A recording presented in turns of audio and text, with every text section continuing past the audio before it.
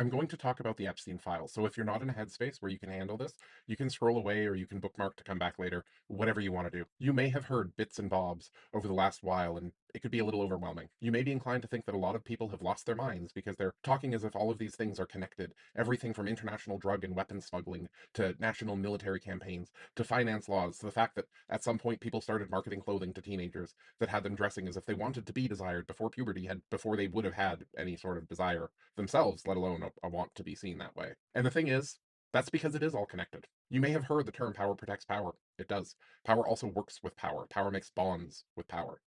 They do things so that everyone has dirt on everyone, so that no one will ever tell on anyone, because if one of them goes down, they'll all go down, and they're too big to fail. But I want to remind everyone that extreme wealth isn't natural. At a certain point, most people would simply choose to work less, not get more. Now, you may always want to strive or improve, but that's not this. The extent of wealth that a small number of people have these days is insanity. Look at Jeff Bezos. He owns the bulk of Amazon stock. Amazon is the most powerful retailer in the world, and most of their money is made off of web services, hosting other companies' websites. Can you think of any other point in history where the most powerful retailer would have their retail business be a side hustle? It's worth noting that Epstein wasn't the first rich creep who would ever bond with other rich creeps over brutalizing children. In college, I had a friend go public about being harmed by her stepfather, and up until that point, I had really liked the guy, so I was very confused. And I read almost every abnormal psych book in my college's library on the topic of people who have compulsions to do horrible things to vulnerable people. And you probably have already heard this, but it's not about attraction. These people don't have any sort of primary orientation towards kids. They do it because it makes them feel powerful. It makes them feel in control. They long to control everyone.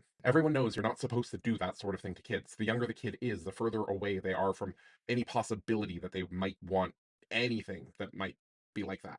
And don't confuse that with me suggesting that even on any level they wanted that. But the fact is, the fact that it's unwanted is what the creep enjoys. It almost reminds you of a two-party system where somebody would say, oh, well, we need to make sure that you can only choose between me and him, and you definitely don't want him, so you have to vote for me, and we're going to pull schemes to make it so that's all you can choose. Fuck you, Hillary, you creep. All of these creeps like the idea of forcing people into things that they don't want. I don't want to take anything away from what happened to the specific victims when you think of victims, but I want you to consider that all of us have been victimized by these creeps. Sure, it wasn't necessarily maybe as intense or as immediate as what the people that we would call the victims experienced. But these rich monsters have taken away from all of us. They've polluted our water and food supplies. They put plastics in our body that we never asked for. They poisoned our mind with vicious content meant to make us think that other victims of their abuse are our enemies. We are all the little girls that Epstein and his friends abused. We are all the little boys that the FBI either didn't put in the files or successfully redacted. These people hunt and prey on all of us, and they fill our world with shiny, distracting baubles,